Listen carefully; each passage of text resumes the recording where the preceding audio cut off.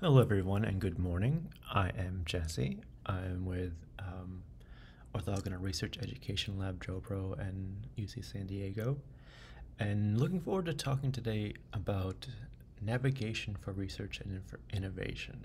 I mentioned management and leadership, but I decided to go with the concept of navigation because this talk and what we're going to be interested in today is not just about tools or tips on managing projects or leading innovation at a product level. I wanted to talk about a bit more of the broader context and the arenas that research and innovation happens in, how things change as they grow, and how we move to those spaces. So our agenda very quickly is going to be a little bit of background and intro, and then diving deeply into basically a core set of themes and ideas. And these are all very high level. It's more conceptual and more strategic advice. It's not going to be how to track a project. And I think that's nice to be able to do that because we don't often get spaces to have discussions around that. So I appreciate that. And then we'll close with the going forward, we may have a workshop at another event and some other developments ahead if you're interested in that. But for now, general background. Bradley is not here today on this. He's doing other things, and but definite acknowledgement to Bradley, Dr. Bradley Alisea, and his open project management coursework with the iSchool at University of Illinois, and many other things that he's done over the years, partly including Orthogonal Research Education Lab, which I'm a part of and have been there for a few years too. We have a lab-wide banner of ideas around like education and pedagogy and mentoring and how do we develop idea spaces. And this is part of that. We also have a Google Summer of Code / open source summer cohort with many discussions. And we've had particular Friday meetings where we've had sort of these open source projects and what it's like to have a career as either a developer or working on startup stuff or just being someone in these spaces trying to move projects forward, often aims in these cases at like early career researchers or undergrads and people like that, but really looking at very many different concepts, some of which we'll discuss later. In JoPro also, it's a group that I'm working on that's sort of a research project incubator and also hopefully vocation-ish incubation mentoring. And then I have particularly a pretty varied set of experiences in startups, many of them research-oriented or technology-oriented. I've been a director of strategic initiatives and partnerships. I'm based in Boston. I haven't really done much in the Bay Area, the other big space, but I'm learning increasingly after a few years in Boston kind of how that space works. And so just to give a little context of I'm a master's student, I should say this, a master's student at UC San Diego, but I have a lot of other experiences both in industry and academia and in between, let's say. So for some of just a quick look at the agenda and our themes, we're going to look at organization kinds and the risks they take. Demo or die as a very sort of core idea in how we're developing our it's almost more of an internal disposition as opposed to making a product and how to talk about it. And then capturing ideas. These are very broad, massive, I would say, spaces of doing research management or leading innovation, however you want to call it. So a very high level glance at all of these different spaces. And then we'll look a little bit at specifically at these, the arenas you're doing the work in, like academia, startups, and industry. And again, very high level, but things sort of like things to be keeping in mind as we're either working in these spaces or working adjacent to them, or maybe you're dealing with someone in who has mostly worked in industry but wants to work on this startup, or someone who has just leaving academia, etc.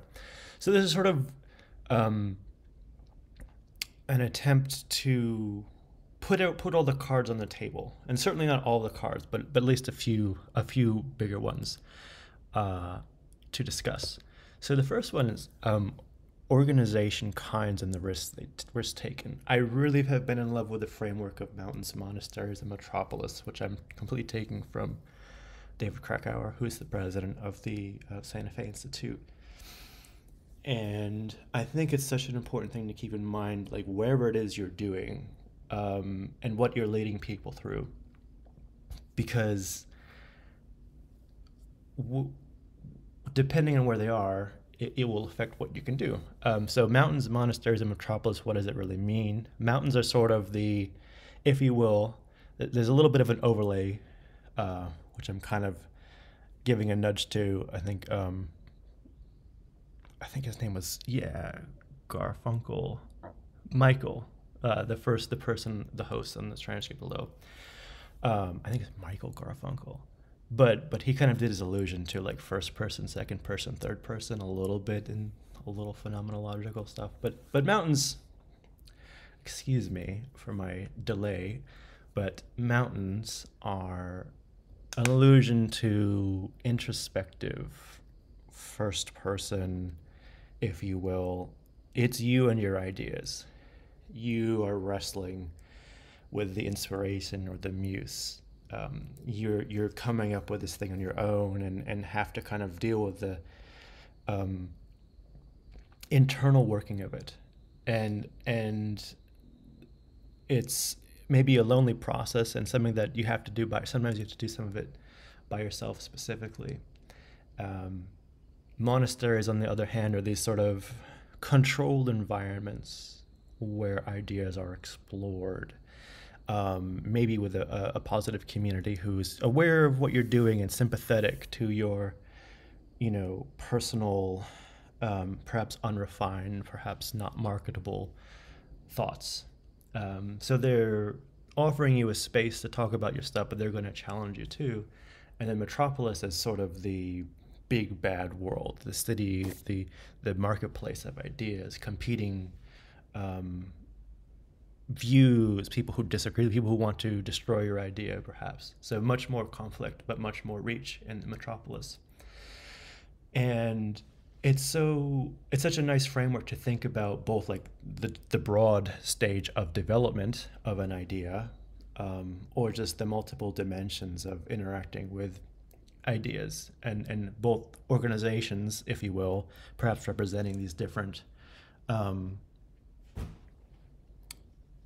archetypes, and how it changes to both go through them and also offer leadership in them. If you're leading someone to navigating a metropolis environment, your advice for how to survive and how to sort of get value from that situation or help someone explore that situation will be very different than a mountain, and the podcast that I link below is really, really wonderful. I strongly recommend it. I actually came across it in the year it was made, and I didn't have any real, I was like, oh, okay, that's nice, complexity science. But now it's like, yeah, like I think about this all the time. Like, how do we navigate this landscape of the 21st century? And so on. And just as implied, but just to state it like, the risk type that an organization can take in these different sort of archetype spaces affects quite a bit. Like David Krakauer of the Santa Fe Institute says, oh, this is kind of like a monastery. And for those who don't know, it's a somewhat remote institute where a lot of people interested in complexity science and new takes on science come, and they don't have a whole bunch of money, but they take a lot of risks with ideas. And Krakauer has said, he's sort of like this leading people through these rites of passages to go from the mountains to the metropolis with their ideas.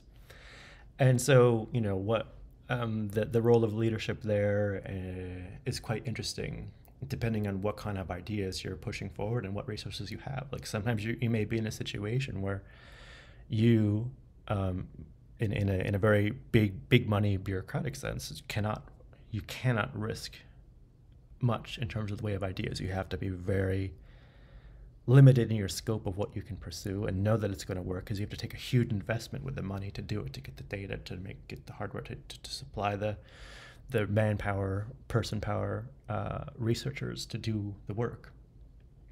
And that's understanding where you are in all these spectrums is critical, and being able to communicate about them to the people in that space and manage the expectations is a lot of essentially what this talk is about.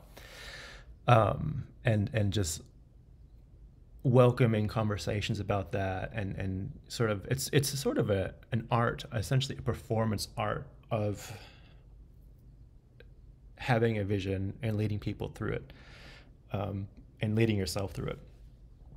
And what does that look like? So next concept, very broadly, is demo or die and beyond. So many of us are familiar with demo or die, particularly perhaps in a startup or industry-like sense. And the basic premise of demo or die is like you have to be ready to talk about your project and your idea and why it should be funded. Somebody comes in, random person stops by the lab, stops by the office. Hey, big money investor is here. They're really curious about us. Who can talk about it? We need someone to talk about it. Maybe someone's even on call, so you're prepared with your pitch, ready to go, ready to say, hey, here's what's going on. Very much on demand, perhaps impromptu, perhaps unexpected, perhaps with a lot on the line, which can be very high pressure, but not without its importance. There's a certain, I would say, best practice of knowing, okay, who's going to speak about stuff, and if you're caught off guard, can you defer to either a pre-existing material or someone else who can handle it? Because those are key opportunities in developing either an idea or an opportunity or a collaboration. And some things, sometimes lightning only strikes once or twice, as certain songs go, but also at least being aware that there's such an opportunity is vital. Even if you can't make anything happen or you totally screw up your pitch, being aware that it happened and that you can create other opportunities is important. Now, beyond demo or die is something that actually we've talked about in Orthogonal Lab for a long time, and it goes back several years. One of our sort of discussions around going beyond demo or die is like, demo or die is great, but like if you're bringing an undergraduate student or an early career researcher, particularly in interdisciplinary spaces, particularly someone who's new to a particular culture or environment or idea space, like you probably want to shield them from that pressure as much as possible. You didn't want to throw someone in and kind of destroy their potential development with this pressure, like, oh, you gotta have this ready to go, and you better not take risks as your idea. You gotta know you better say exactly what we need you to say, and know it and memorize it. Like that's a very particular pressure, which may be required in certain situations, but is somewhat problematic, or at least inhibitory to other kinds of cultivation. So we talk about beyond demo or die as sort of how do you, outside of those moments and the very real need for that stuff in a sustenance-oriented way, you have to survive, yes, but how do you create communication openness or a culture of development? How do you allow opportunities for people to go through growth and understand their voice and master concepts? How do you provide these opportunities? Like that's critical, to actually developing people, especially in a mentoring role, especially in perhaps dealing with early career researchers or dealing with And any new thing, if you're really truly innovating things and learning new ways to do stuff, you have to be very careful about that. Um, which we'll go into a bit more later too. And then I just put this last bit in here because it's sort of a personal interest for me. How do we situate ourselves in history and context? Um, Obviously, when you're writing an NIH grant, you have to be very particularly tailored about what it is you want to do.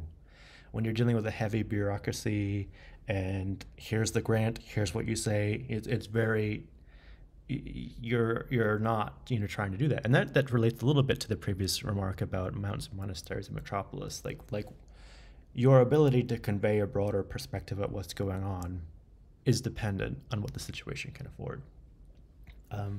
Which is quite interesting because there is also new kinds of funding and grants and fellowships that are emerging that are sort of more and more open to things too. So it's sort of like, what are you targeting for your funding? What are you targeting for your idea? Who wants to work with you there, and are they going to be open to bigger pictures, perhaps?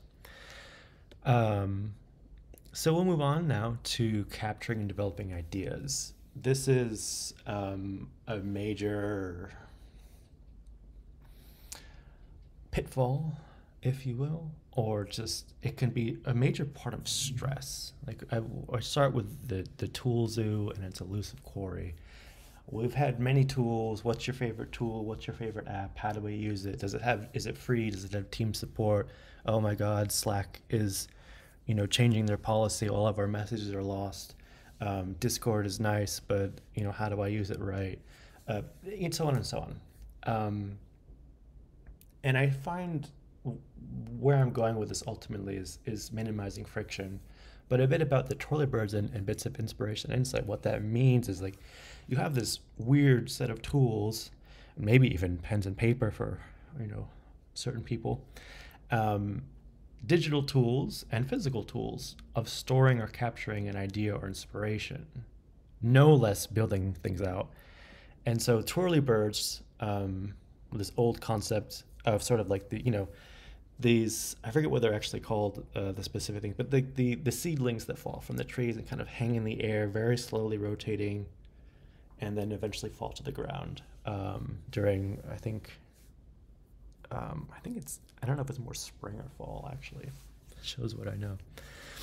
But the point being, you have this thing floating ethereally in the air, and then you get to, do you like attach it to something? Do you write it down? Do you put it into a blog post? Do you use it to like file it away in like paper inspo? What do you do with that? And that's a very, I think, systematizing for ideas, especially if you're in the business or a group for trying to make ideas, like you want to find a way to capture that and try to have some organization around it, because it can be that which builds upon itself, or as the quote, ultimately what you want to get to is sort of the bottom quote, which is again, I'm quoting Bradley about, is sort of momentum may be more important than progress. And what that means is progress in terms of the visible output, of what we're doing or what we're trying to build may not be, almost certainly won't be linear, but momentum in showing up every day to do the work, to think about the ideas or to collect the ideas and refine them and come back to them periodically. That seems to be where it's at, and especially in terms of like really doing innovative work, really trying to make something new or find out something new, to do something that hasn't been done before, can really require that. So again, if you're in a space where you can do that deeper kind of innovation, or it's required to do, how do you maintain the momentum? And that's why I go back again to sort of minimizing friction and barriers to participation relative to the roles that are there, right? Like as an administrator, you want to make a clear space for people to operate in and try to maintain it as well as it can be, and then sort of get out of the way, at least in terms of, you don't want to be changing, okay, here's how we do our notes, here's how we're taking your documents, oh, we're working our preprint here, no, actually we're going to use Overleaf now, sorry, actually we're not going to use LaTeX for this one. So I find trying to minimize fluctuation and change there as much as possible is like critical.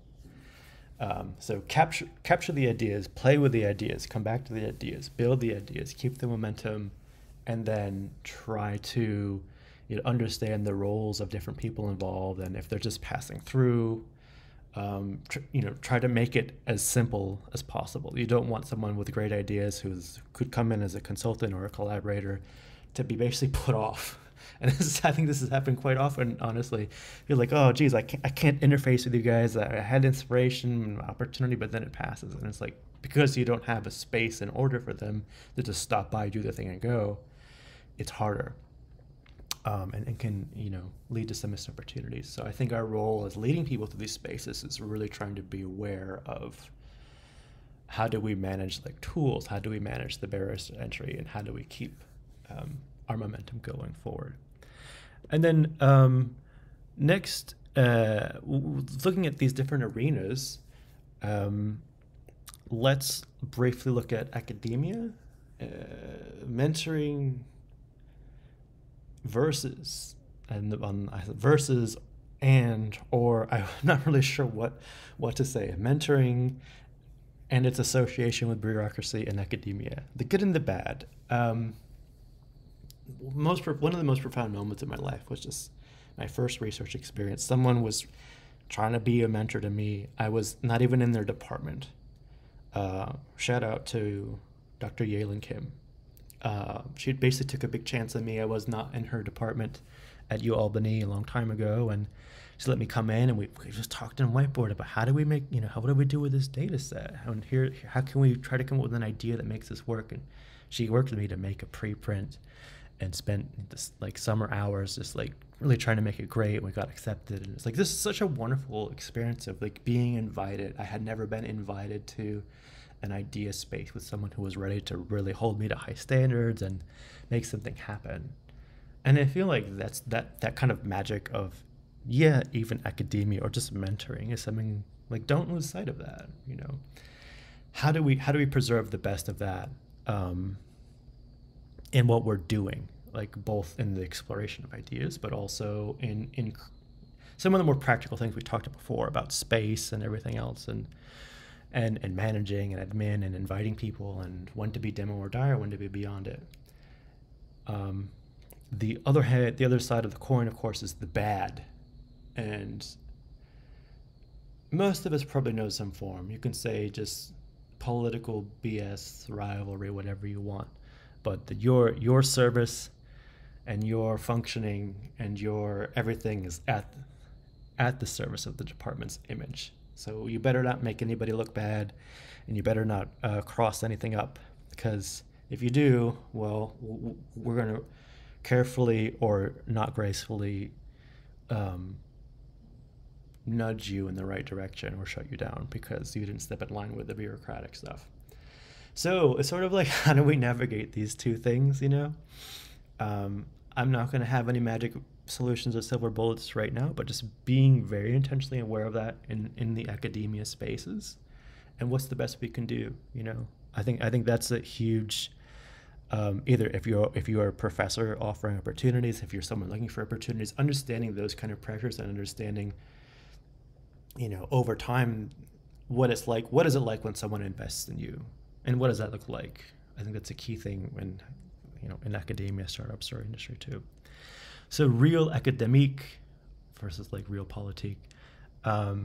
Expert writing versus academic writing. If you don't know what expert writing is, I really encourage looking into it. There's some wonderful videos on YouTube about it. I forget the gentleman's name who's sort of a big, he used to run the Chicago writing department or something like that, Chicago University.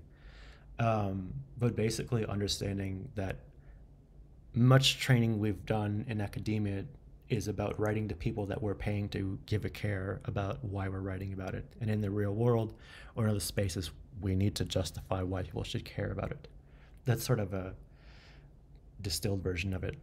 And while understanding we've been trained a certain way, and we speak to academia, and that's not the same as necessarily influencing things in the outside world or in other spaces, there are opportunities within academia and without.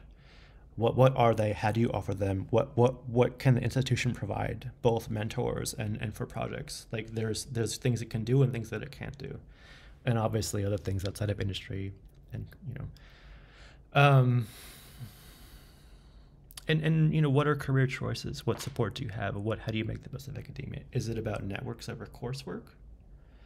I think that's a huge thing, especially as you can find really great coursework, but it's harder to find opportunities and people who want to invest in you to build things, or could share the journey with you. Like, you can find wonderful online coursework now, and academia and education is changing because of it, right? But that's where we are. And kind of thinking about it, like, if are you going to be a future professor? Like, are you going the tenure track? Are you trying to have a career in academia and teaching? Do you want to do it in academia? Do you want to do it at higher level education? Or do you want to just be someone who graduates as an alumni? Do you want to be someone who drops out and does other things? We're in an era where finishing a PhD is almost, well, I'll put it this way. There are government programs designed to encourage people to finish their computer science PhDs. We want you to finish the PhD. We won't fund you to finish the PhD because, sometimes it just goes right into industry. And how are those tensions affecting decisions? Okay. Moving along to startups. Darkness, vision, and strategy. It sounds so ominous. What I really mean is more leading others through the unknown. I'll very briefly mention this sort of dark cavern analogy. It's something that I've used. I think Bradley's used versions of it before in his own coursework, but basically it goes along the lines of, like, if a lot of times doing maybe not startup work, but super innovative things where you are trying to build something, as a leader or as a founder or as a someone trying to do it, you have to be very aware of the trust people are placing in you to navigate a space, perhaps even a space they cannot see or are unfamiliar with. It's sort of like, an anonymous dark cavern. You're going through it. There's a rope bridge somewhere. There's steps. There's a huge pit. There's traps or something like that. And I think an appropriate lens here is sort of you seeing yourself as a leader or a manager or a guide, that other people may not have the ability or the capacity to sense what's going on around them. They may not have the context for what's going on, and you may be in situations where it's impossible to educate them. It's sort of like, we have to for our safety, for our future to survive, we have to pass through this dark cavern. And I'm going to do my best to tell you, okay, left foot, right foot, left foot, and then in a meter, you have to stop and turn right. Like, you have to give them very specific guidance about where to go and where to build up their courage about striving for the next movement. Because if you don't do that and you say, okay, well, let's just go this way, and they move that way, and then they run into a wall or step on something or fall off a cliff, and that's very bad, and trust can get damaged. And I think we've all, if we've been in this space long enough, we know what it's like to have a leadership failure in that way, and how disheartening it can be, and it can make people jump ship. It can make people question what's going on, and like, well, okay, I know the Jesse's being a really weird manager, so he's saying for us to do this, but like, I have to be careful, because what if we can't do that? And there's a lot of like buy-in at stake. There's a lot of trust and understanding how to designate roles accordingly. Maybe someone's really good at being support to leadership. Maybe someone just has to be told, okay, we've made the decision, now you follow in line here, because this is the best strategy for us to navigate this space. And there's plenty of other things you can draw from that, but I feel like that's sort of an important visual of what's happening at times, especially when you're doing like risky things or stuff that just haven't happened, things that aren't proven yet. So again, that's sort of a broad thing, and a specific thing is the next bullet or title: knowing your funding and your security. Who cares about what you're doing, or cares about you, and what do you owe them? That's obviously always in mind for investors and everything else, but sort of like being able to see who cares and why, let's say, is critical. Pivoting is necessary. Many people write about pivoting and talk about how many times they've had to pivot to be successful in a startup or their venture. I'm not really going to go into that, but I'll just say yes, understanding, in a navigational sense, it's the cost. It's trade-off between, do you want to be successful in a market? Do you want to be successful in an idea space? What's going to affect the nature of your pivoting, let's say. And then, as I kind of elaborated a lot in the above thing, guiding others through changes as well as you can, realizing it's not going to be perfect, and other people's fitness and an understanding of the imperfection of that will be critical. Like being able to understand what someone's ability to cope with those changes is a key factor in all of this, both in terms of inviting them as on the team or inviting them leadership, but also growing or cultivating them as a collaborator, or contributor, or researcher, or employee, or whatever it is that they are. And then many hats across many teams. This is a huge topic that I will just again allude to, but sort of the depending on your role, either as a leader or often in many startup spaces, simply as a person there, learning how to discuss across teams, how to relate to the marketing department, or if the marketing department is you or someone else who's hired on a part-time, like understanding what that is. Just getting sort of the fluency and understanding the priorities across teams. What is this team's really trying to do? What is this team or people in it, how are they trained to achieve their goal? And I think the more you develop this cumulative context of what the organization is doing, almost as a sort of, emergent entity that has many subcomponents, but then a broader thing that's more than just the components. What is going on, and how do you communicate, and can you take it? If in an ideal situation you can say, hey, you're from a different team, I don't really know what's going on, can I learn from that? Or as a leader, seeing people who would really be, how do you facilitate the understanding when it's not there? Things like that. I'm a little bit behind schedule already, so I'll just quickly go through this too. Industry, demonstrating value, but to whom?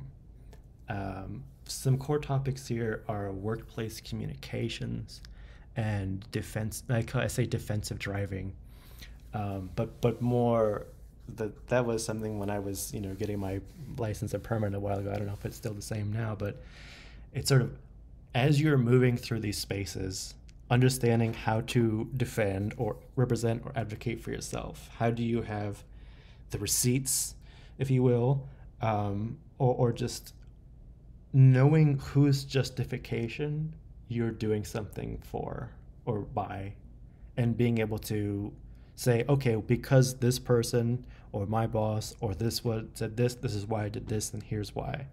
Very much kind of lawyering a bit, but understanding like that's in a defensive sense. I'm not saying we have to be defensive or combative or anything like that, but more like understanding how to both advocate for yourself and justify actions, I think is critical in industry, because depending on your culture, which can be super open or super not open, being able to have awareness of that is I would say, critical. Furthermore, C-suite alignment. If you're in the C-suite and you're the decision maker, then I would say, okay, have as much clarity around these topics as possible for other people, and make your communications as well as they can be. But if you're not, it's super critical to understand what the decision makers are looking at. You have to find their language. You have to understand their personalities. You have to realize, okay, the management's blowing up about this because they forgot something, and it's not actually somebody's fault. It's just they're looking for someone to blame. Or management usually has a tendency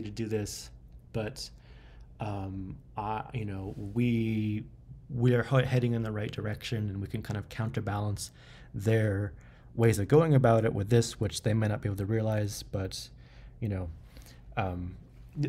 et cetera, et cetera. This sort of getting this bigger picture about strategically what's going on, and understanding that if you're not in that group, you're not going to know everything. Like you can't know everything. You're not supposed to know everything, but more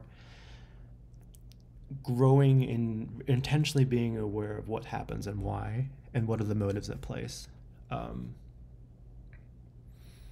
think that's a very important thing to think about in industry.